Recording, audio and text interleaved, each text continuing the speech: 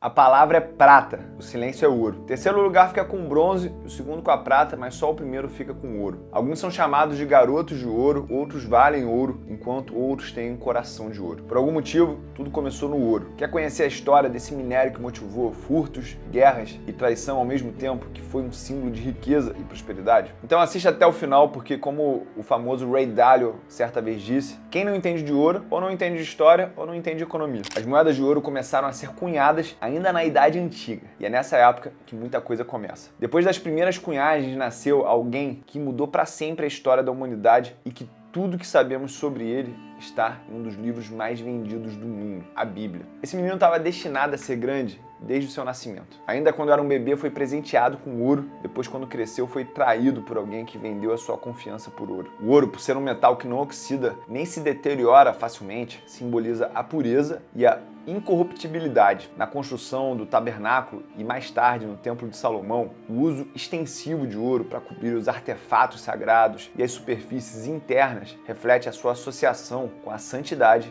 e a presença divina. Ele é frequentemente associado à riqueza e ao esplendor divino. Por exemplo, a Nova Jerusalém, descrita no livro de Apocalipse, é retratada com ruas de ouro puro, simbolizando um estado de glória e perfeição eternas. Essa representação sugere que o ouro é um material digno de uma cidade perfeitamente pura e santa. Dentro do contexto das ofertas e rituais, o ouro era frequentemente usado em ofertas dedicadas a Deus. Isso incluía ofertas votivas e itens usados no serviço do templo, como incensários e utensílios para sacrifícios. O valor do ouro fazia dessas ofertas um sinal de devoção e respeito extremos para com o divino. O ouro também aparece em metáforas sobre teste e refinamento espiritual. Provérbios e textos proféticos utilizam a imagem do ouro sendo refinado no fogo para descrever como Deus purifica e prova a fé de seus seguidores. Essas passagens destacam, assim como o ouro é purificado pelo fogo, os fiéis são purificados pelas tribulações. Ao mesmo tempo, a Bíblia também contém avisos sobre os perigos de idolatrar o ouro.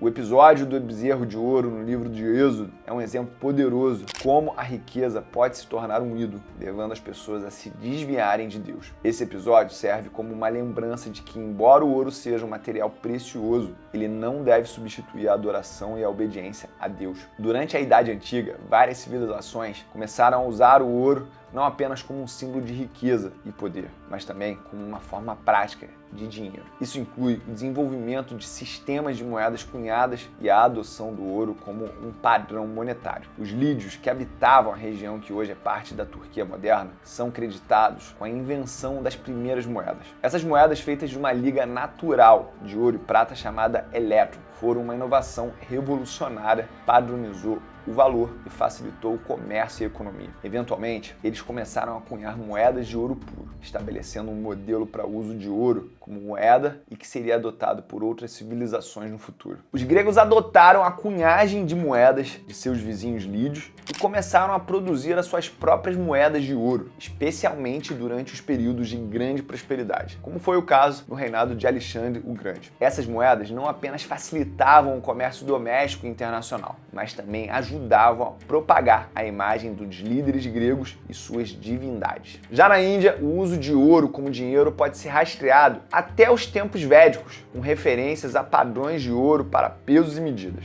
Depois, durante o período Gupta, conhecido como a Idade de Ouro da Índia, moedas de ouro chamadas dinaras foram cunhadas e usadas para promover o comércio e a prosperidade econômica. Enquanto isso, embora o ouro tenha sido valorizado na China desde os tempos antigos, seu uso como dinheiro foi mais limitado em comparação com moedas de bronze e outras formas de dinheiro, como a seda. Mas o ouro foi usado em algumas dinastias para transações importantes e como símbolo de riqueza. Só que dentre todos os impérios, um deles teve a relação mais interessante com o ouro, o Império Romano. Durante séculos, a principal atividade comercial dos romanos não foi a agricultura ou a pesca, foi a guerra. Novos territórios conquistados também eram conquistados mais comida água e principalmente ouro. Isso trouxe campanhas como contra Cartago ou a Gália, o status de lendária pela quantidade de recursos humanos empregados e de recursos conquistados. Só que chegou um dia que praticamente não tinha mais para onde expandir, e um território tão grande precisava cada vez de mais dinheiro para fazer a sua manutenção. Para contornar isso, os romanos começaram a misturar coisas, como areia no ouro das moedas para renderem mais moedas ainda. A ideia parecia genial, eles estavam literalmente making money. Só tinha um detalhe: criar dinheiro não é criar riqueza, é criar uma fração dela. E se as frações estão cada vez menores, você precisa de cada vez mais dinheiro para comprar o mesmo item. Em outras palavras, você gera inflação. No caso, uma das primeiras inflações que se teve registro foi essa, a do denário romano. E se essa palavra te é familiar, é porque dinheiro vem justamente dela. E o ouro sobreviveu à Idade Antiga e continuou sendo durante a Idade Média um recurso muito relevante. No início da Idade Média, depois da queda do Império Romano, houve uma diminuição das cunhagens de moedas de ouro na Europa. Por um tempo, o ouro tornou-se menos comum em transações cotidianas, sendo substituído em grande parte por moedas de prata e em menor grau por moedas de cobre ou outros metais. Só que ele nunca perdeu totalmente o seu status como um meio de troca para transações de alto valor, especialmente em comércio internacional e pagamentos de grande escala. A partir do século XVIII, com o aumento do comércio e o desenvolvimento das cidades e das economias mercantis na Europa, o ouro começou a ressurgir como uma forma importante de dinheiro. O crescimento do comércio mediterrâneo, impulsionado pelos comerciantes da República de Veneza e outras cidades-estados italianas, levou a um aumento da demanda por moedas de ouro. Os venezianos introduziram o ducado de ouro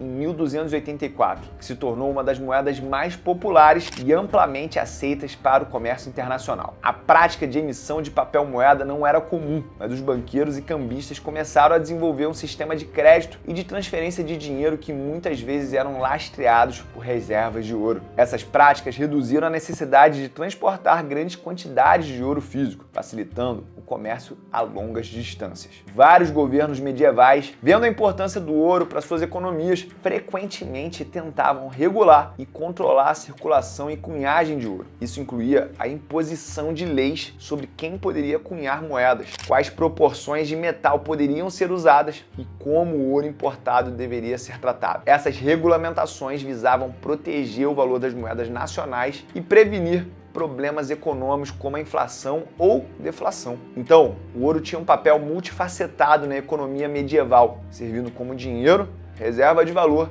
e instrumento de poder político e religioso. Sua importância como meio de troca era especialmente usado no comércio de luxo e nas transações internacionais, mostrando seu status perene como um dos ativos mais valiosos e confiáveis. E foi durante essa época que uma das maiores demonstrações de como a riqueza e a inflação funciona aconteceu. E o protagonista dessa história é o rei Mansa Musa. Ele governou o Mali em um momento em que o império estava no auge do seu poder e riqueza, graças ao controle de importantes rotas de comércio transarianas, especialmente aquelas de ouro e sal. O Mali era um dos maiores produtores de ouro do mundo naquela época. Durante a sua peregrinação, Mansa Musa viajou com uma comitiva imensa, que incluía milhares de servos e soldados, além de cerca de 100 camelos carregados de ouro. Em cada cidade que visitava, Mansa Musa distribuía ouro generosamente aos pobres e também usava ouro para comprar mercadorias. A quantidade de ouro que ele gastou e doou foi tão grande que causou uma desvalorização temporária do metal na região, levando a uma grande inflação. As consequências da generosidade de Mansa Musa foram sentidas por vários anos, pois o valor do ouro demorou a se recuperar nos mercados de Cairo e outras cidades.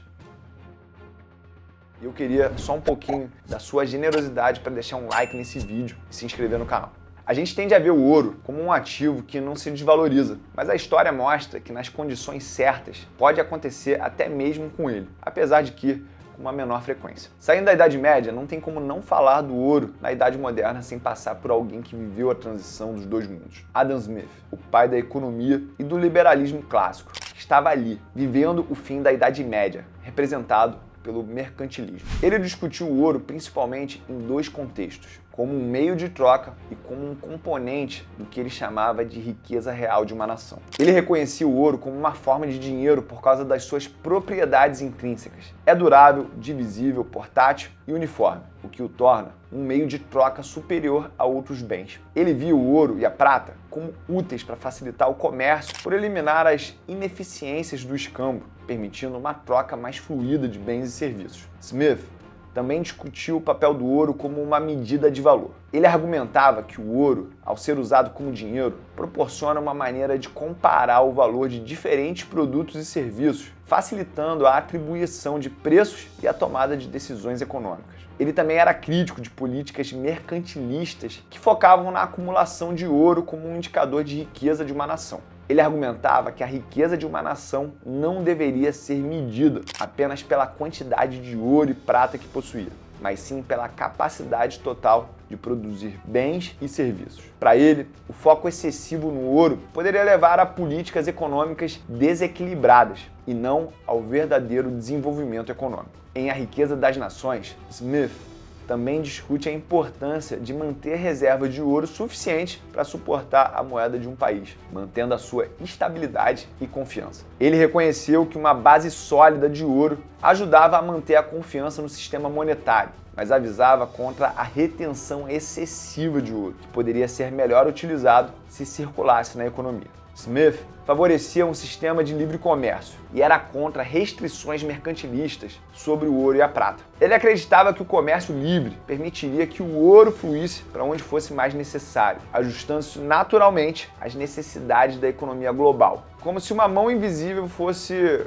colocando ele no lugar certo, em vez de ser acumulado e estocado de maneira improdutiva pelos governos. Desde então, todas as nações começaram a negociar em ouro. Só que é muito complicado sair transportando ouro por aí, correto? Daí surgiu o dinheiro em papel. No início, eles eram apenas uma forma de trocar aquele papel por mais ouro no banco. Enquanto isso, os bancos faziam coisas parecidas com o que fazem hoje, só que com muito mais limite. Não dava para emprestar sem uma análise de risco profunda, porque como o ouro é um ativo escasso, o banco poderia ficar sem. Nada impediria deles criarem muito mais notas do que a quantidade de ouros no seu cofre, correto? Por isso era comum que os bancos ficassem checando entre si se eles tinham aquele dinheiro, pegando o papel do banco e trocando em ouro. Tudo começou a mudar no final da Segunda Guerra Mundial, onde a maioria do ouro do mundo foi para o principal vendedor de armas e recursos, os Estados Unidos. Ao mesmo tempo, as potências europeias estavam quebradas. Foi assim que o dólar se tornou a moeda mundial, com o dólar sendo lastreado no ouro e as moedas europeias sendo lastreadas no dólar. Tudo isso sendo decidido na famosa Conferência de Bretton Woods. Isso deu liquidez para os Estados Unidos brincarem mais com a sua impressora.